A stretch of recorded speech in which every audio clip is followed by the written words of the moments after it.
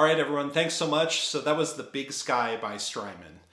Really quickly, I wanted to talk about kind of doing loops with a reverb pedal. So the Big Sky really shines with giant cavernous reverbs.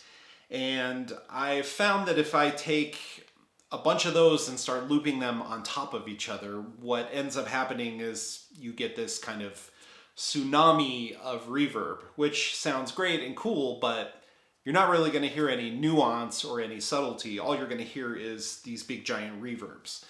And I don't know, that's not really, the goal of these videos is to get that kind of effect. I might as well just turn on one reverb and play with that and not mess around with different algorithms.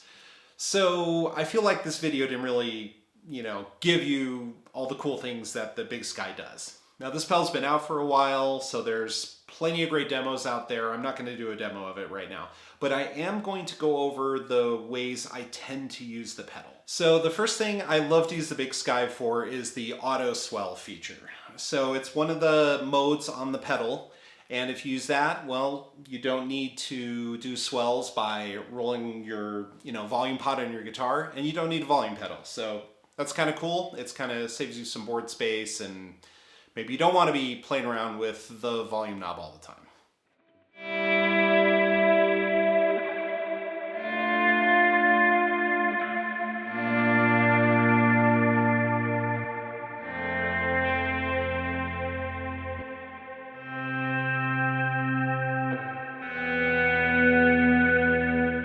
So that's basically the type of thing it does. Really cool, and if you just want to start getting that kind of effect, you can just hit a button and it starts happening. So I love that about the Big Sky. So the second thing is when I'm trying to make a drone. So the concept, and you probably know this, is you crank the reverb and you crank the mix all the way to the point to where there's no dry signal left. It's only the wet signal. And then you lose all the attacks. You can make this kind of solid pad and drone sound. So it's like this.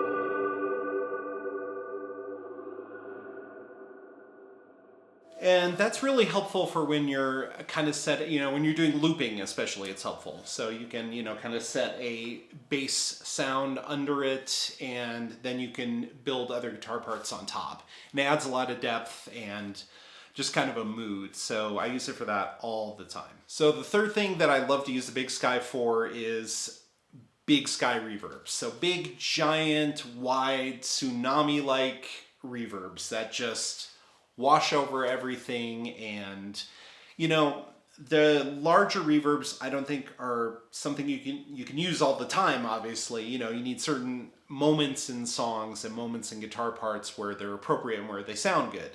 But when they do, this thing really shines. And there's something about the modulation that it has that I think is unique to this pedal. Now I know there's a lot of reverbs out there that have a very long decay time, and they have a modulation, and a lot of them sound amazing.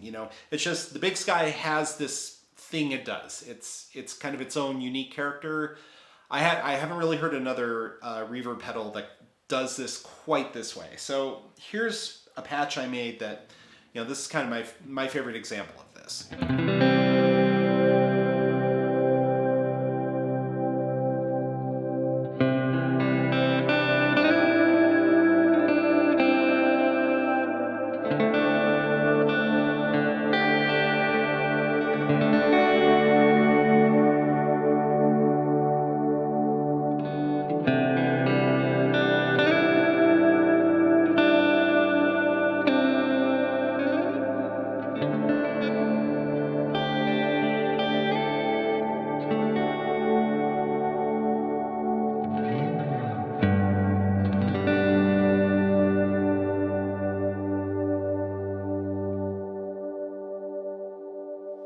So it's that kind of thing, just big, majestic, beautiful, Can be dark and creepy depending how you play it. It's just, I absolutely love it. So that's it. That's the BigSky. That's how I use it. Thank you very much for watching the video this week, and please come back next time. We'll be doing another one.